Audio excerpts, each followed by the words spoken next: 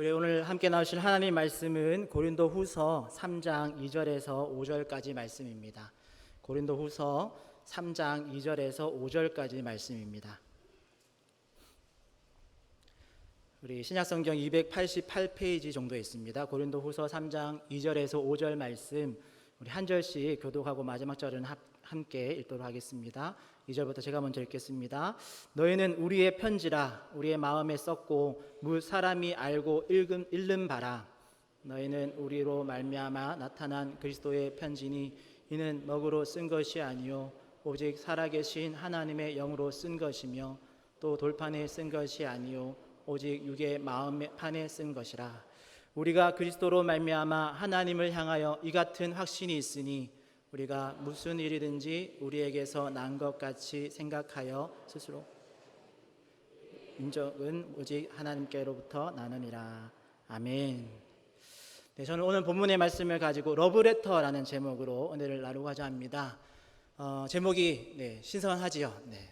여러분도 그래서 제가 지금 인사를 재밌게 하려고 하다 보니까 제가 말이 꼬이는데 여러분 이렇게 인사해서 한번 시작했으면 좋겠습니다. 옆에 있는 분들에게 좀 생뚱맞을 수 있지만 점심시간에 정신을 번쩍 차리는 그런 인사로 이렇게 인사하겠습니다. 옆에 있는 분들에게 앞뒤로 인사하실 때 러브레터 써봤습니까? 한번 인사해 보실까요? 러브레터 써봤습니까? 다시 한번 인사할 때 그러면 받아는 받습니까? 받아는 받습니까? 하도 오래돼서 내가 러브레터 받았는지 써봤는지 기억이 안 나시는 거죠.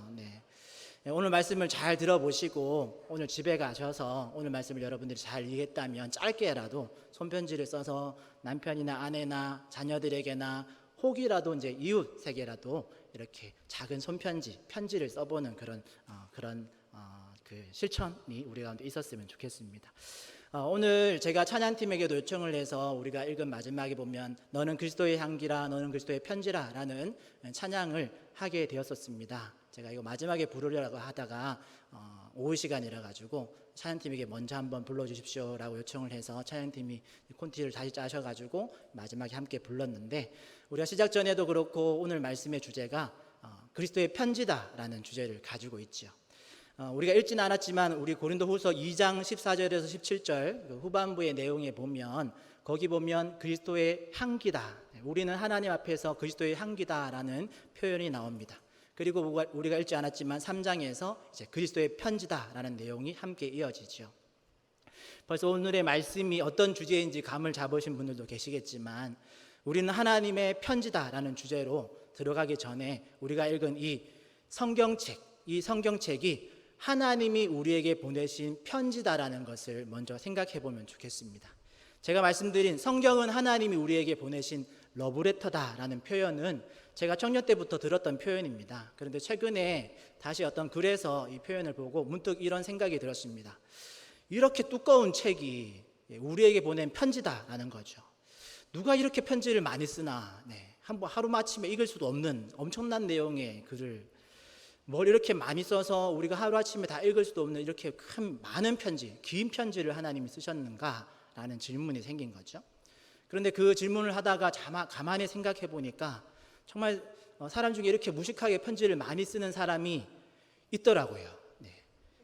멀리서 찾을 것도 없이 바로 제가 이렇게 무식하게 편지를 많이 썼던 적이 있더라고요. 아주 예전에 그 이야기를 오늘 인트로 부분에 잠깐 하려고 합니다. 오늘 오후 시간에 조금 집중력이 흐트러질 수 있는 그런 시간에 자고 조금 가벼운 이야기로 말씀을 이어가려고 하는데 오늘은 제 첫사랑 이야기를 아무도 반응이 없으시지만 하려고 합니다. 제가 20살 때 이야기. 그 첫사랑을 어떻게 만났고 뭐 어떻게 데이트했고 그런 거 시간 관계상 다 패스를 하고 오늘 말씀과 관련된 편지에 관련된 이야기만 잠깐 하려고 합니다. 그 친구는 미국에서 대학을 다니던 친구였고요. 부모님이 이제 다른 해외에 계시고 친구는 미국에 학교를 다니던 친구였고 방학이 돼서 한국에 들어왔습니다. 그래서 제가 울산 출신이라서 울산에 있는 저희 모교회에 출석하기 시작했는데 방학 동안 제가 마침 청년부 회장을 하고 있어서 자연스럽게 이제 케어를 하다가 이제 어떻게 돼서 이렇게 연결이 돼서 방학 동안 그 친구가 방학 동안 뭐 데이트도 하고 영화도 보고 이렇게 잘 지냈습니다. 그래서 방학이 끝나고 이제 다시 미국으로 학교를 들어갔죠. 그리고 미국과 한국은 이 그 학과 스케줄이 다르거든요. 미국은 3학기제고 우리나라는 2학기제라서 방학의 이 스케줄이 다릅니다. 그래서 미국과 한국의 방학이 다릅니다. 그래서 그 친구는 이제 개학을 해서 학교에 들어가고 저는 이제 방학을 맞이했습니다. 신대원이 아니라 신학교 1학년 차 방학 때. 그리고 그렇게 미국에 떨어져 있다 보니까 당시에는 전화라든지 이런 것들 너무 눈이 반짝반짝하게 듣고 계신데, 네. 어쨌든 크게 중요한 건 아니지만 들어보시면, 네. 그 친구는 미국에 있고 저는 이제 한국에 있으니까 전화 통화도 어렵고 당시에는 가장 좋은 수단이 편지를 쓰면 막 몇 주씩 걸리니까 그렇게 할 수 없어서 당시에 가장 좋은 그 소통의 수단이 이메일이었습니다. 이메일을 우리가 이제 주고받기 시작한 거죠.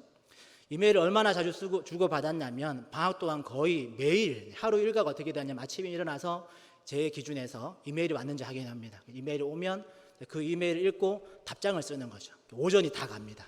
그런 답장을 보내고 이제 하루를 살다가 이제 미국과 한국의 시간 차이가 거의 12시간 되니까 거의 여기가 낮으면 거긴 밤이고 이러니까 답장이 언제 올 줄 모르는 거죠. 그래서 하루 종일 답장 언제 오나 기다리고 있다가 답장이 오면 뭐 그게 조금 늦은 저녁이나 아니면 이른 저녁이 오면 그 답장을 읽고 또 답장을 쓰는 거죠. 그러다가 밤을 새는 경우도 있고 늦게 자는 경우가 다반수고 그렇게 방학 동안 거의 일과가 편지 왔나 확인하고 편지 답장 쓰고 그렇게 방학을 다 보낸 적이 있었습니다. 그러다가 이제 친구가 이제 저희도 이제 계약을 하고 시간이 조금 지나서 그 친구가 한국에 돌아온다라는 연락을 이제 메일로 받았습니다.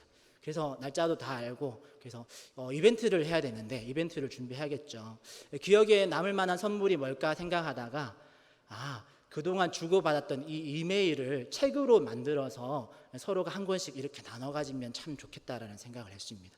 그래서 책 제목도 고심하다가 기다림, 멋지지 않습니까? 기다림, 멀리 떨어져 있는 관계 속에 기다림이라는 책 제목을 정하고 이제 이메일로 있었던 거니까 이걸 한글 파일로 옮겨서 날짜별로 정리하는 데만 일주일이 걸렸습니다. 얼마나 많이 대충 감이 오시죠? 그런데 결과적으로는 그걸 책으로 만들지를 못했습니다. 왜냐하면 당시에 저에게는 프린터 기기가 없었고 PC방에 가야지만 돈을 주고 출력을 할 수 있었거든요.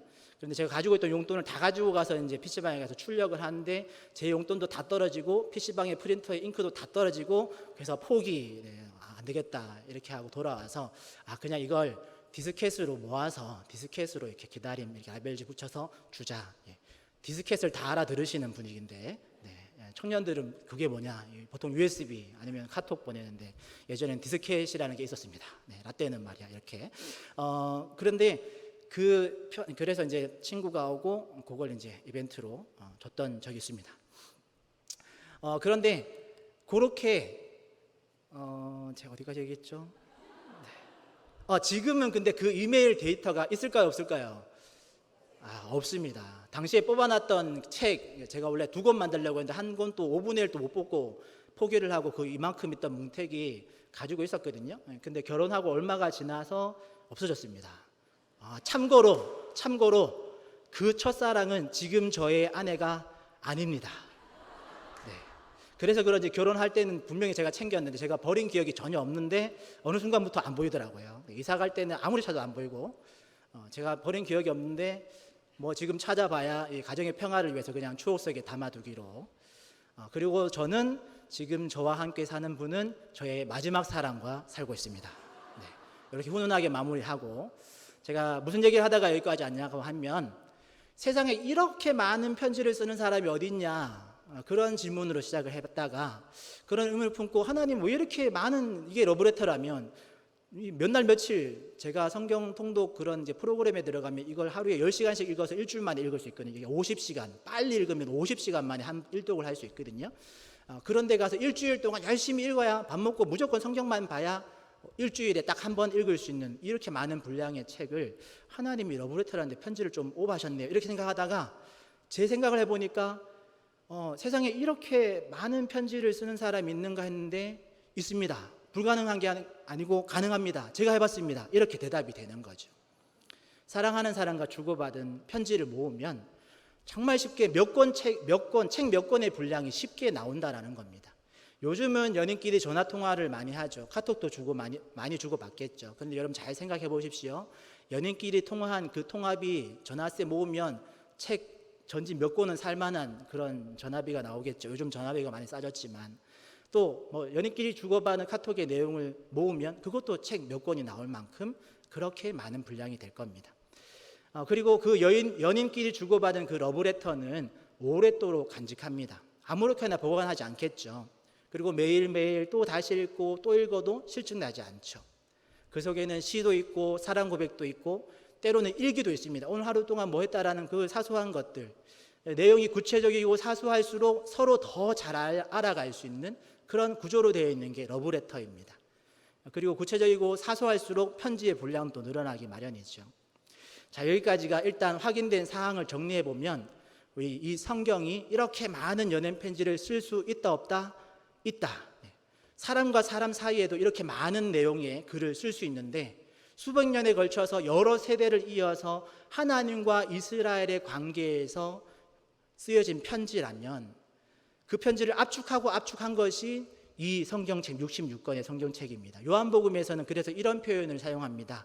우리의 구원에 꼭 필요한 내용만 고르고 골라서 모은 책이 성경이다. 다른 거 더 많이 쓸 수 있지만 그걸 쓰면 하늘을 두루마리 삼고 바다를 먹물 삼아도 하나님의 사랑, 하나님과 우리가 주고받은 그 사랑을 다 기록할 수 없다. 그래서 구원에 꼭 필요한 것만 모아놓은 것이 성경책이다라고 설명하고 있죠. 그리고 이런 주제를 가지고 그래서 하나님이 우리에게 보내신 러브레터 성경이라는 이 주제를 가지고 오늘은 간단하게 세 가지만 정리해 보려고 합니다. 첫 번째는 성경은 하나님이 우리에게 보내신 러브레터라는 거죠. 창세기 이야기는 아담아 내가 너를 위해서 이런 세상을 만들었어, 그런 이야기로부터 시작해서 모세오경에 가면 이스라엘아 내가 너를 위해서 이런 일들을 행했어 라는 것을 가르쳐 주시는 편지로, 역사서에 가면 사사를 통해서 왕을 통해서 선지자들을 통해서 각 시대마다 이 메신저들을 통해서 하나님의 뜻과 약속을 전해주는, 그것을 기록에 남긴 그런 성경인 거죠. 이렇게 성경은 온통 하나님이 이스라엘을 향한 사랑의 메시지로 연애하면서 있었던 일들을 기록해 놓은 책이다라고 봐도 괜찮습니다. 그 속엔 사랑의 속삭임도 있고 때로는 사랑의 외침도 있고 눈물도 있고 때로는 짜증 섞인 이런 다툼의 기록도 남아져 있지만 그 전체가 하나님과 이스라엘의 사랑 이야기를 기록한 책이 성경입니다. 그럼 이제 잘 생각해 보십시오. 여러분들 성경책을 보시면서 여러분들이 들고 있는 그 성경책은 하나님께서 정말 사랑하는 우리에게, 여러분에게, 당신에게 보낸 편지입니다. 러브레터입니다. 그렇다면 만약에 여러분들의 남친이나 여친이 보낸 러브레터가 있다면 그걸 아무렇게나 버려두지 않으시겠죠. 편지를 받아놓고 아직까지 끝까지 안 읽은 편지가 있다. 내가 편지를 받았는데 수년이 지나도록 연애 편지를 받았는데 내가 그 편지를 아직도 안 읽고 있다. 정상이 아닌 거죠. 지금 당장 읽어보겠죠. 그 사랑이 가득 담긴 편지는 매일매일 읽어도 지루하지 않겠죠. 가끔씩 그 편지를 넘겨보면서 때로는 감격에 빠지기도 하고 잔잔한 미소를 짓기도 하겠죠. 그런데 하나님께서 우리에게 보낸 편지는 어떤가요? 하나님의 사랑이 가득 담긴 그 러브레터가 교회에 막 버려져 있기도 하고 어떤 사랑의 고백이 담겨 있는지 궁금해하지도 않고 그런 편지가 되어버려 있지는 않습니까? 일주일에 한 번 교회 갈 때 그냥 먼지 툭툭 털어서 가지고 오는 그런 러브레터, 이런 상황이 오래 지속되어지면 안 되겠죠.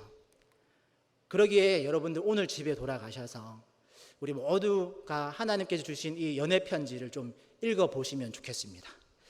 아멘. 아무도 안 하시지만 여러분 이제 가을에 들어섭니다. 천고마비의 계절이고 독서의 계절이라고도 합니다. 여러분 좋은 책들 많지만 이번 가을에는 하나님이 우리에게 보내주신 러브레터인 성경책을 한번 읽어보면 어떠실까요? 66권 전체를 일독하기 어렵다면 66권이 낙권으로 나눠져 있습니다. 여러분 일독하라고 해서 이걸 전부 다 읽는 게 부담스럽다면 66권으로 나눠져 있으니까 짧은 책에서 좀 긴 글의 책들도 있으니까 우리가 여러분 선택하셔서 한 권 한 권씩 하나님께서 우리에게 보내주신 러브레터를 이렇게 읽어보시는 그런 저와 여러분 되었으면 좋겠습니다. 그 다음에 우리가 생각해 봐야 할 것은 오늘 본문에서 말하고 있는 우리는 그리스도의 편지다라는 주제입니다. 우리는 하나님이 세상에 보낸 러브레터다라는 거죠. 두 번째 주제가 하나님이 세상에 보낸 러브레터 우리라는 주제인데요. 오늘 본문은 바울이 고린도 교회 성도들에게 편지를 보낸 것입니다. 그리고 그 편지에서 바울은 고린도 교회 성도들을 향해서 이렇게 말합니다. 2절 3절 우리가 한번 같이 읽었으면 좋겠는데요. 본문 보시고 2절 3절 한 번 더 같이 우리 읽어보겠습니다. 진한 글씨를 여러분 유념하시면서 읽으시면 좋겠습니다. 시작. 너희는 우리의 편지라. 우리의 마음에 너희는 우리로 말미암아 나타난 그리스도의 편지니 이는 먹으로 쓴 것이 아니요 오직 살아계신 하나님의 영으로 쓴 것이며 또 돌판에 쓴 것이 아니요 오직 육의 마음판에 쓴 것이라. 아멘. 오늘 우리가 읽지 않았지만 3장 1절에 보면 1절에서는 2장 12절에서 17절까지 이야기 때문에 기록된 표현인데요. 1절에 보면 고린도 교회에서 바울의 사도권과 또 사역에 대한 비판이 있다라는 거짓 소문이 돌았습니다. 그래서 바울은 거기에 대한 반박을 위해서 이제 2장 후반부에서 그리스도의 향기다라는 표현을 사용합니다. 그리고 이 그리스도의 향기, 이 향기는 냄새라고도 표현되어지고 어떤 사람에게는 생명의 냄새가 되기도 하고 어떤 사람에게는 사망의 냄새가 되기도 한다라고 바울이 설명합니다. 바울이 이 반박하는 내용 중에 이 표현이 나오기 때문에 바울이 자신의 과거에 행한 사역들에 대해서 거짓 소문을 퍼뜨리고 있는 사람들에게는 이 향기가 죽음의 냄새, 사망의 향기가 될 것이다 라는 경고성 내용이 포함되어 있죠. 그리고 3장 1절에 가면 우리가 어떤 사람처럼 추천서나 증명서류를 너희에게 붙이거나 받을 필요가 없지 않느냐라고 말합니다. 그리고 나서 2절 3절 우리가 읽은 너희는 우리로 말미암아 나타난 그리스도의 편지다라는 표현이 나오는 거죠. 즉 바울과 지금 전도팀 일행이 지금 고린도 교회 성도들에게 편지를 쓰면서 고린도 교회 성도 너희가 바로 우리의 편지이고 우리를 세상에 대변해 줄 수 있는 살아있는 증거들이지 않느냐, 이를 위해서 어떤 추천서나 증명서류가 필요하지 않지 않느냐라는 말을 하고 있는 거죠. 그리고 거기서 한 발 더 나아가서 이 편지는 먹으로 쓴 것이 아니요 돌판에 쓴 것이 아니요 오직 하나님의 영으로 쓴 것이고 육의 마음판, 신비에 쓴 것이다 라고 바울은 설명합니다. 이 내용은 물론 당시에 바울과 고린도 교회의 이 특수한 상황 속에서 주어진 말씀입니다만 오늘 우리가 다루고 있는 러브레터라는 주제와 연결되어집니다. 아주 자연스럽게 연결되어집니다. 그래서 이 내용을 이렇게 생각해 보면 쉬운데요. 성경은 하나님께서 먼저 믿은 우리에게 주신 러브레터다. 그리고 이 편지를 읽은 우리는 이제 아직 복음을 듣지 못한 믿음이 없는 사람들 또는 믿음을 곡해하는 잘못된 믿음을 갖고 있는 사람들에게 우리가 전달해야 된다라는 것이죠. 그래서 우리를 통해서 세상에 그리스도의 편지를 전달하는 것, 이것이 바울이 오늘 너희는 우리의 편지다. 그리고 우리로 말미암아 그리스도의 편지가 되었다라고 말한다라는 거죠. 바울도 오늘 본문에서 이런 의도를 가지고 말하고 있는 겁니다. 너희가 우리의 편지고 그리스도의 편지다. 아직 복음을 듣지 못한 사람들에게 또 복음을 잘못 알고 있는 사람들에게 너희가 편지가 되어져서 이 메시지를 전달해 줬으면 좋겠다라는 요청을 하고 있는 거죠. 성경은 우리에게 많은 이야기를 해줍니다. 그것이 하나님이 써주신 연애 편지의 목적입니다. 그리스도의 편지인 우리도 마찬가지입니다. 우리의 이웃들에게, 세상 사람들에게 하나님께로 전해받은 그 이야기를, 많은 이야기를 전달해 주어야 합니다. 사실 성경으로는 다 표현할 수 없어서 또 시대의 차이로 인해서 이걸 다 이해시킬 수 없는 이야기를 오늘날 성도인 우리의 삶으로 전해야 되는 거죠. 예수님께서 제자들을 향해서 나를 믿는 자는 내가 하는 일도 그도 할 것이요 또한 그보다 큰 일을 하리라 라고 하신 말씀이 이런 의미입니다. 우리의 지금 현 시대를 살고 있는 성도의 삶으로, 성도의 생활 속에서 우리의 말과 행동으로 여러분들의 섬김과 사랑으로 우리가 평생을 살면서 아직 하나님의 편지를 읽어보지 못한 사람들에게 복음을 전하는 거죠. 그 사람들에게 예수님의 사랑을 증거하는 삶으로 그들에게 예수님의 복음, 메시지를 전하는 겁니다. 그래서 예수님이 너희들이 이후로 나를 믿는 자들은 나보다 더 큰 일을 하리라는 이 말이 오늘 우리의 성도들에게 하신 말씀 그대로 그 말이 100% 맞는 거죠. 우리가 예수님보다 더 위대하다는 말이 아니라 예수님의 시대에 했던 것은 예수님의 시대로 만물이 되어 일단락되어집니다. 오늘날 우리의 시대에는 우리가 예수님의 사역을 이어받아서 더 큰 또 더 넓은 세상 가운데 예수님의 복음을 전하는 일이 우리에게 맡겨졌다라는 거죠. 물론 때로는 어색하기도 하고 부끄럽기도 하고 귀찮게 느껴질 수도 있지만 우리의 그런 전도 행위와 기도들이 모두가 그리스도의 편지로서 쓰여지는 과정 중에 있다라는 것을 우리가 기억하시면 좋겠습니다. 그러기에 나는 그리스도의 편지다라는 그 그리스도인으로서 복음을 전하는 그 편지의 사명을 잊지 마시기를 바랍니다. 끝으로 내가 또 우리가 세상을 향한 하나님의 러브레터다라는 그런 자각과 자긍심 등을 가질 때에 주의사항이 하나 있습니다. 오늘 본문 4절 5절에서 친절히 그 주의사항을 당부해 주고 있는데 4절 5절 말씀도 우리 한 번 더 같이 읽어보도록 하겠습니다. 시작. 우리가 그리스도로 말미암아 우리가 무슨 일이든지 우리에게서 난 것 같이 생각하여 스스로 만족할 것이 아니니 우리의 만족은 오직 하나님께로부터 나느니라. 아멘. 나는 그리스도의 편지다라는 이 같은 확신은 그리스도로 말미암은 것임을 잊지 말라라는 말입니다. 5절에서는 그래서 우리에게서 난 것 같이 생각하지 말아라. 스스로 그렇게 만족할 것이 아니다. 여기 이제 4, 5절에서 나오는 만족이라는 단어가 충분하다, 매우라는 뜻을 가지고 있고 또 다른 의미는 능력, 역량이라는 뜻도 가지고 있는 단어들로 되어져 있거든요. 그러니까 우리의 능력으로 충분하다라고 생각하면 안 된다라는 말이고, 그리고 우리의 만족은, 즉 우리의 능력은 오직 하나님께로부터 나느니라. 아멘. 그러니까 이 말씀을 이렇게 정리할 수 있습니다. 우리는 편지지다라는 거죠.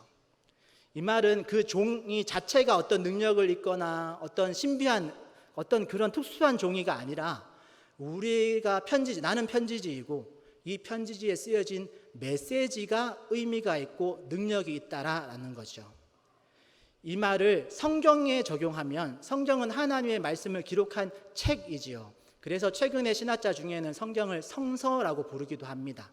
물론 우리 정통적인 우리 입장에서 성서라는 표현이 조금은 이 경전이라는 의미를 퇴색시키는 표현, 그냥 이건 책일 뿐이야 이런 느낌의 약간 성경을 폄하시키는 느낌을 갖고 있다 보니까 우리가 정통적인 개념에서는 성경이라는 표현을 더 우선시 사용합니다. 그런데 우리가 이걸 반대로 생각해 보면 성경이라고 해서 이걸 너무 거룩한 것으로, 이 성경책을 너무 거룩한 것으로 오해해서 마치 이 성경책 자체가 신비한 능력이 있고 막 이거 배고 자면 머리가 더 좋아질 것 같고 막 이런 오해를 할 수 있는, 이걸 함부로 막 이렇게 다루면 안 될 것 같은 그런 오해의 소지가 있을 수 있기 때문에 이 성경책이 신비로운 게 아니라 이건 하나님의 말씀을 담고 있는 책일 뿐이다라는 의미에서 성서라는 표현을 사용하기도 하죠. 일단 성경이냐 성서냐 이걸 가지고 우리의 신앙의 기준으로 삼아서는 되지 않고, 그래서도 안 될 뿐더러 오늘 편지는 메시지를 전달하는 도구다라는 점에서 우리가 성경책을 이해하면 좋겠습니다. 성경책 자체가 어떤 신비한 능력을 가진 책이 아니다라는 걸 여러분 마음속에 잘 새겨 놓으시고, 책이 중요한 게 아니라 이 책에 담겨져 있는 하나님의 말씀이 중요한 것이다라는 것 꼭 잊지 마시기를 바랍니다. 그래서 혹시나 주변에 성경책을 막 어떤 성스러운 성물로 생각하는 그런 분들이 계시면 그거 가지고 또 뭐 비판할 건 또 아니지만 혹시라도 그런 분들 계시면 성경책은 중요한 말씀이 담겨 있는 그릇이니까 중요한 가치가 있는 책이지만 그렇다고 해서 이 책 자체가 신비로운 능력이 있는 건 아니다라는 걸 잘 함께 가르쳐 주시고, 그렇지만 이 책 속에 있는 내용은 정말 중요한 우리의 구원에 꼭 필요한 말씀이 담겨 있다라는 걸 꼭 함께 잘 알려주시면 좋겠습니다. 이건 성경책에 대한 오해를 줄이는 것이고, 다음으로 두 번째가 우리가 하나님이 세상에 보낸 러브레터라고 했잖아요. 그러니까 우리에게 적용해 봐야겠죠. 우리에게 적용하면 이런 주제가 나옵니다. 우리가 뭔가 특별해서 뭔가 잘나서 하나님의 러브레터가 된 것이 아니다라는 거죠. 하나님의 러브레터의 가치로 올라갈 수 있는 그 이유는 내가 특별해서가 그런 것이 아니라 내가 담고 있는, 내가 전하고 있는, 나의 삶으로 드러내고 있는 그 메시지가 중요하기 때문에 우리가 그리스도의 편지다라는 타이틀을 얻게 되어지고 그 사명을 감당할 수 있게 된다는 겁니다. 그러니까 우리는 단지 편지지의 역할을 하면 된다라는 말입니다. 통로의 역할만 잘 하면 된다라는 말입니다. 물론 통로가 깨끗해야 그 통로를 통과하는 것이 깨끗하게 전달되어지겠죠. 편지지가 깨끗하고 정갈해야 거기에 쓰여진 내용도 깨끗하게, 말끔하게 전달되어질 수 있겠죠. 이처럼 우리 스스로를 깨끗하고 정갈하게 할 필요가 있습니다. 그러나 내가 특별해서 편지 전체의 가치가 올라가거나 내려간다? 그렇지 않습니다. 그러니까 그리스도의 편지된 우리는 내가 뭘 잘해서라기보다는 마치 성경의 다른 표현처럼 질그릇에 담긴 보배가 가치 있기 때문에 그 그릇이 함께 가치로 있게 여겨지는 것처럼 나를 통해서 전해지는 예수 그리스도의 그 복음의 가치가 귀하기 때문에 우리의 가치가 함께 올라간다는 걸 꼭 기억하시면 좋겠습니다. 그러기에 이렇게 생각하는 분들이 있습니다. 종종 내가 이렇게 연약한데, 사람들 앞에서 나 내놓을 거 한 개도 없는데, 친척들이 다 모이면 그중에 내가 제일 못난데 날 보고 예수를 누가 믿겠냐, 이런 푸념을 하는 분들이 종종 있습니다. 그런데 오늘 말씀을 여러분들이 잘 기억하시고 이 말씀을 믿는다면 여러분 그런 마음들을 훌훌 털어버리시면 좋겠습니다. 오히려 나는 질그릇이지만 내 안에 있는 예수 그리스도의 복음이, 내 안에 있는 성령 하나님이 가치 있기 때문에 나는 그리스도의 편지로서 가치 있다, 나는 그리스도의 보배를 담고 있는 보배로서의 가치가 있다라는 마음으로, 성경에서도 그렇게 말하잖아요. 성도 한 사람 한 사람이 성전이라고. 여러분 그런 가치를 가지고 내가 그리스도의 복음을 전한다면 나는 그리스도의 편지다라는 것을 잊지 마시고 세상 가운데 담대하게 가치 있게 더 보배롭게 살아가시는 저와 여러분 되었으면 좋겠습니다. 결론적으로 오늘 말씀을 정리해 보면 이 성경책은 하나님이 우리에게, 당신에게, 나에게 보내신 러브레터, 연애 편지입니다. 자주 읽으시고 가까이 하시면서 하나님의 사랑을 더 흠뻑 알아가시기를 축복합니다. 그리고 성경을 읽는 것이 하나님이 보내신 러브레터를 읽는 것이라면, 그건 이제 우리가 하나님이 보내신 러브레터를 읽는 것이라면, 우리가 하나님께 보내는 러브레터는 어떻게 보낼 수 있을까요? 그것은 우리가 하나님께 올려드리는 기도를 통해서 편지를 쓸 수 있습니다. 그러니까 하나님은 성경을 통해서 우리에게 하나님의 마음을 알려주시고 우리는 기도를 통해서 하나님께 우리의 마음을 알려드리는 거죠. 하나님은 성경을 통해서 우리에게 말씀하시고 우리는 기도를 통해서 하나님께 말하는 겁니다. 그리고 다음으로 우리는 하나님이 세상에 보낸 그리스도의 편지다라고 했습니다. 하나님을 먼저 알고 먼저 경험한 우리는 아직 하나님을 모르고 예수를 모르는 사람들에게 보내어진 편지입니다. 그러니까 우리의 말과 행동을 통해서 세상은 예수님을 보게 되는 것이죠. 우리가 내민 손길과 사랑을 통해서 세상은 예수님의 사랑을 경험할 수 있게 되는 겁니다. 성도가 편지로서의 역할을 감당하지 않는다면 어떻게 될까요? 세상은 그리스도의 그 사랑을 알 수 없습니다. 그러기에 우리에게 맡겨진 그 편지의 사명을 성실하게 그리고 향기롭게 잘 감당하시는 저와 여러분 되시기를 축복합니다.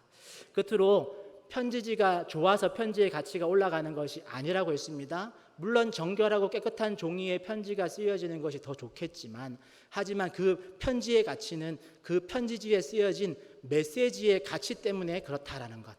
나라는 편지지에 예수 그리스도의 복음을 기록하면 그것은 우리의 삶을 통해서 그리스도의 편지로 쓰임을 받는 거지요. 그리고 내가 조금 부족할 수 있습니다. 나라는 편지지가 조금 부족할 수 있습니다. 나는 편지지에 불과하지만 내 안에 예수 그리스도의 복음이 담겨져 있다면 나의 현실과 상태가 아닌 내 안에 담겨진 그 예수 그리스도의 복음의 가치가, 그 복음의 능력이 우리의 이 편지를 받아든 사람에게 살아나는 역사로 하나님께서 역사하시고 이루어질 줄 믿습니다. 소망하기는 우리 모든 구미강동교회 성도 여러분, 우리 모두가 그리스도의 편지입니다. 이 사명을 잊지 마시고 가정에서나 직장에서나 우리 삶의 한켠에서 그리스도의 향기로, 그리스도의 편지로 예수 그리스도의 복음을 잘 전하시는, 편지지의 사명을 잘 감당하시는 저와 여러분들 되시기를 축복합니다. 그래서 옆에 있는 분들과 이렇게 끝인사하고 마무리했으면 좋겠는데 자막이 뜰 건데 조금 길어서 자막을 준비했습니다. 옆에 있는 분들에게 자막 보시면서 이렇게 한번 인사했으면 좋겠습니다. 하나님이 주신 편지 잘 읽고 그리스도의 편지가 되어 잘 전하겠습니다. 한번 인사하실까요? 하나님이 주신 편지 잘 읽고 잘 전합시다. 아멘. 여러분, 그 누구도 흉내낼 수 없는 하나님과 나만의, 또 하나님과 여러분만의 아름다운 러브 스토리를 많이 만들어 가시는 우리 구미 강동교회 성도 여러분 되시기를 예수님의 이름으로 축복합니다. 기도하겠습니다. 하나님